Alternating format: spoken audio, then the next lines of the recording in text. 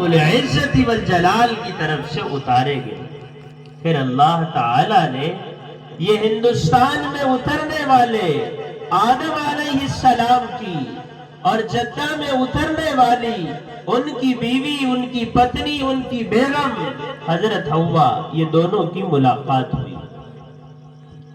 پھر ان دونوں کے ذریعے سے مالک نے دنیا میں انسانوں کو وجود دیا، ان کو اولاد ہوئی۔ تو اب سسٹم ایسا تھا دنیا کا، ایسا نظام تھا کہ یہ دونوں سب سے پہلے آئے ہیں، تو اب دنیا کیسی آباد کریں گے؟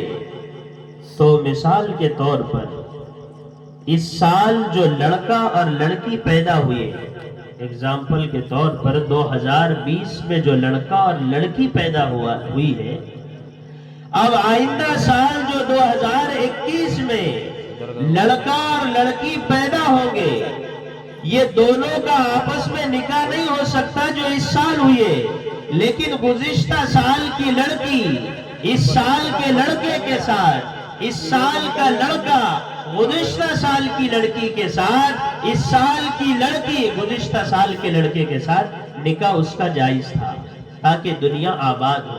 ایسا سسٹم چلا اور دنیا میں لوگ دھیرے دھیرے بڑھتے رہے۔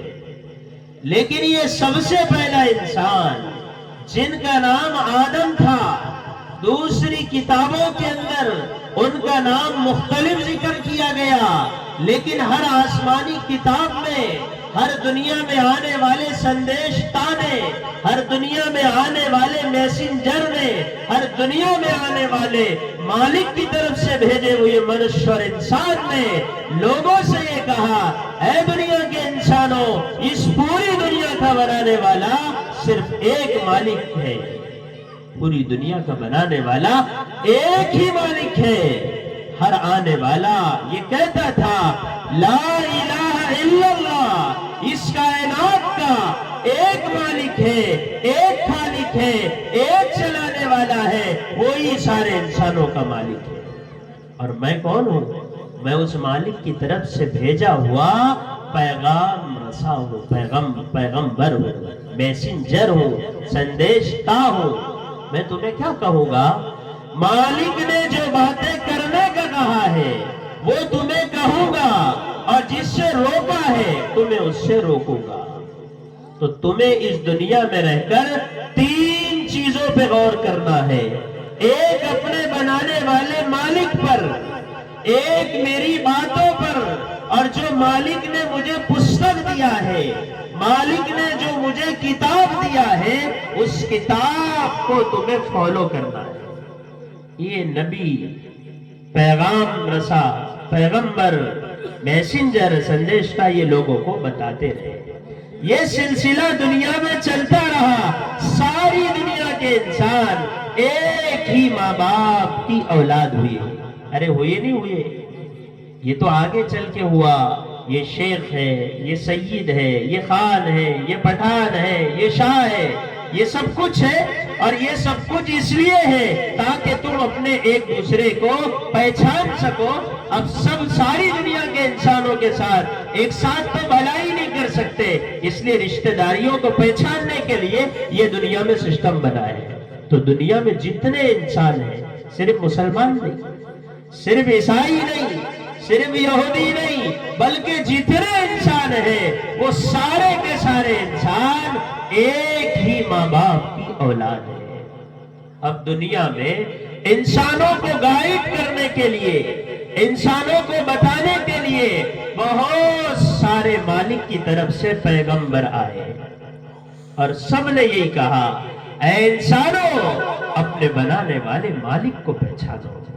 اے انسانوں، تمہاری اس دنیا میں کوئی تمہیں بنانے والا ہے، ایسا نہیں کہ تم خود بخود بنے ہو۔ پھر یہ سلسلہ چلتا رہا، اور آخر میں سب سے آخری پیغمبر اور سب سے آخری گائیڈ کرنے والے وہ عرب کی دھرتی میں اتارے گئے۔ سب سے پہلے ہندوستان کی دھرتی میں، سب سے آخری عرب کی دھرتی پر آئے، جن کا نام محمد بن عبداللہ تھا۔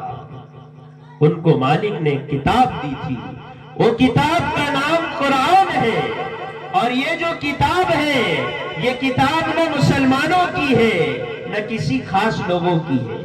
اب اس کتاب سے پوچھو اے کتاب تو کس کی ہے؟ تو کتاب کہتی ہے ہدی للناس، میں ساری دنیا کے انسانوں کی کتاب ہوں، ساری دنیا کے انسانوں کو گائیڈ کرنے والی ہوں۔ تو دنیا میں جتنے انسان ہیں سارے انسانوں کی یہ قرآن کتاب ہے، یہ صرف مسلمانوں کی کتاب نہیں۔ مسلمان یہ سمجھتا ہے یہ میری کتاب ہے، دوسرے لوگ یہ سمجھتے ہیں یہ مسلمانوں کی کتاب ہے، دونوں رونگ چل رہے ہیں۔ کتاب سے اگر آپ پوچھیں گے تو کتاب آپ کو بتائے گی میں سارے دنیا کے انسانوں کی کتاب ہوں، لیکن اس کتاب کو پڑھنے کے کچھ آداب ہیں۔ کیا ہے کہ جب تم پاک ہو، غسل کیے ہوئے ہو، وضو کیے ہوئے ہو، اسنان سے فارغ ہو تو تم اس کتاب کو پڑھ سکتے ہو۔ اور اس کتاب کے اندر کیا ہے؟ اس کتاب میں یہ بات ہے، اور اس کتاب کو جو لے کر آئے تھے انہوں نے لوگوں سے یہ کہا انی رسول اللہ علیکم جمیعا، میں تمہاری طرف جو گائیڈ کرنے والا بنا کر بھیجا گیا ہوں، صرف عرب کی دھرتی کے لیے نہیں، ہندوستان اور بنگلہ دیش کے لیے نہیں، ساری دنیا کے انسانوں کے لیے۔ کیا انسانوں تم اپنے بنانے والے مالک کو پہچانو کہ تمہیں کسی نے بنایا ہے، اور مالک نے اس قرآن میں کہا ہے وَفِي الْأَرْضِ آیَاتٌ لِّلْمُوقِنِينَ، ہم نے زمین میں ایسی نشانیاں بنائی ہیں، ایسے سمٹمز بنائے ہیں، ایسی علامات بنائی ہیں کہ تم ان چیزوں کو دیکھ کر اپنے بنانے والے مالک کو پہچان سکتے ہو۔ افلا ينظرون الى الابل كيف خلقت، کہ تم نے اونٹ کو نہیں دیکھا ہم نے اسے کیسا بنایا، وَإِلَى السَّمَاءِ كَيْفَ رُفِعَتْ، کہ تم نے آسمان کو نہیں دیکھا ہم نے آسمان کو کیسا بنایا ہے۔ یہ زمین یہ آسمان کس نے بنایا ہے؟ اب ہر زمانے میں کچھ لوگ ایسے رہتے ہیں جو بولتے یہ سب خود بخود بنا ہے، یہ آسمان خود بخود، یہ زمین خود بخود، یہ سورج خود بخود، یہ چاند خود بخود، یہ رات و دن کی گردش خود بخود ہوتی ہے۔ ایسے کچھ لوگ ہیں۔ ایسے ہی ایک بہت بڑے دھارمک گرو تھے جن کا نام تھا امام اعظم ابو حنیفہ۔ ان کے زمانے میں بہت سارے لوگوں کا مجمع اس بات پر جمع ہو گیا اور وہ یہ کہنے لگے کہ یہ دنیا خود بخود بنی ہے، کوئی اس کا بنانے والا نہیں ہے، یہ تو ایسے ہی چل رہا ہے۔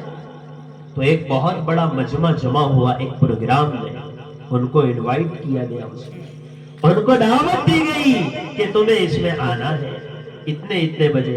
ایگزامپل کے طور پر، مثال کے طور پر 11 بجے کا وقت ہے کہ آپ 11 بجے آئیے۔ اب وہ جہاں رہتے تھے راستے میں دریا تھا، اس دریا کو پار کر کے آنا پڑتا تھا۔ اب جو وقت متعین ہوا تھا اس وقت متعین پر وہ بڑے آدمی جن کا نام امام ابو حنیفہ تھا وہ نہ پہنچے، ایک وقت گزرنے کے بعد وہاں پہنچے۔ سارا کا سارا مجمع ان کے انتظار میں تھا اور لوگ کہنے لگے تم نے جو وقت دیا تھا آپ اس وقت پہ نہیں آئے اور آپ نے آنے میں بہت دیر کر دی۔ انہوں نے سارے لوگوں سے کہا سنو، بات یہ تھی کہ جب میں تمہارے پاس آنے کے لیے دریا کے کنارے پہنچا تو وہاں کوئی کشتی نہ تھی کہ جس سے سفر کر کر میں تمہارے پاس آتا۔ اچانک کیا ہوا، تھوڑی دیر کے بعد جس درخت کے قریب میں کھڑا تھا اس درخت کی پٹلیاں، اس درخت کے اندر کا جو تنا ہے اور وہ جو درخت کی کا لکڑا ہے اس میں سے خود بخود پٹلیاں نکلنے لگی، خود بخود ایٹومیٹک پٹلیاں نکلی، اور وہ پٹلیاں خود بخود جو ہے کشتی میں تبدیل ہو گئی اور اچانک یہ کشتی بنی اور اس کشتی میں سوار ہو کر میں تمہارے پاس آیا ہوں۔ تو سارے لوگ کیا کہنے لگے کہ بھائی جی ایسا کیسے ہو سکتا ہے کہ پٹلیاں خود بخود نکل جائے، کوئی درخت اور کوئی لکڑا خود بخود پٹلی نہیں بنتا، کوئی اس کا بنانے والا ہوتا ہے۔ کشتی خود بخود نہیں بنتی، کوئی اس کا بنانے والا ہوتا ہے۔ امام اعظم ابو حنیفہ کہنے لگے جب ایک چھوٹی سی کشتی کسی کے بنائے نہیں بنتی، اے انسانوں یہ کائنات کا سارا نقشہ اس مالک کے بنائے بغیر کیسے بن سکتا ہے؟ تو کوئی اس دنیا کا بنانے والا مالک ہے۔ وہ مالک ایسا مالک ہے، اگر وہ چھاؤں لاتا ہے کوئی دھوپ نہیں لا سکتا، وہ دھوپ لاتا ہے کوئی چھاؤں نہیں لا سکتا، وہ پانی روک دیتا ہے، ساری دنیا کے انسان مل کر اس کی مرضی کے بغیر، اس کو منائے بغیر پانی کا قطرہ نہیں برسا سکتے، اور وہ برسانا شروع کر دے تو کوئی روک نہیں سکتا۔ مالک نے کہا وَفِي الْأَرْضِ آیَاتٌ لِّلْمُوقِنِينَ، زمین میں نشانیاں ہیں، علامات ہیں، سمٹمز ہیں، وہ تمہیں بتائیں گے اس کائنات کا کوئی بنانے والا مالک ہے۔ اور اے انسان، اگر تجھے اس کائنات میں غور کرنے